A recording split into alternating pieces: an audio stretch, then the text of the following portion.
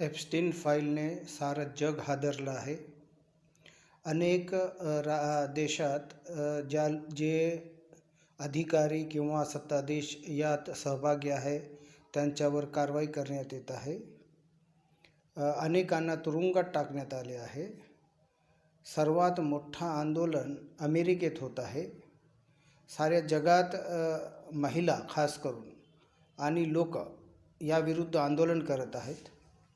भारतात पंतप्रधान मोदींच्या नावाला आहे, मंत्री हरदीप सिंग पुरी यांच्या नावाला आहे. पण येथे मोठ्या शानने खुलासा दिला जात आहे. आंदोलनाचे सोडा याचे विरोध देखील केला जात नाही. आणि अमेरिकेत काय होत आहे ते बघा.